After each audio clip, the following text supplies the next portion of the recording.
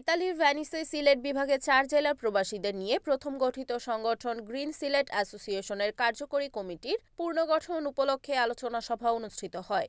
সভায় উপস্থিত সাবেক উপদেষ্টা ও সমন্বয়কারীদের মতামতের ভিত্তিতে দ্বিতীয় মেয়াদে মোহাম্মদ মাহবুব হাসান সানারকে সভাপতি, আসকির আলীকে সিনিয়র সহসভাপতি, সানি আলীকে সাধারণ সম্পাদক ও আমির হোসেন ও এইচ.এম. সোহাগকে সাংগঠনিক সম্পাদক করে আংশিক কমিটি ঘোষণা করা হয়।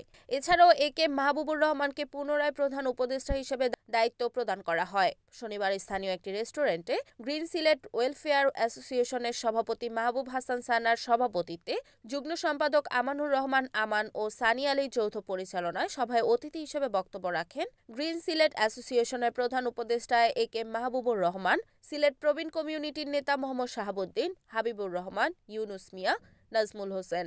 আলোচনা শেষে অ্যাসোসিয়েশনের সভাপতি সহ কার্যকরী কমিটি পুনর্গঠনের জন্য উপস্থিত প্রবীণ নেতৃবৃন্দদের নিয়ে আলোচনা সাপেক্ষে ও উপস্থিত সকলের মতামতের ভিত্তিতে আংশিক কমিটি ঘোষণা করেন সাবেক সভাপতি প্রতিষ্ঠাতা সদস্য বর্তমানে প্রধান উপদেষ্টা এ.কে. মাহবুবুর রহমান।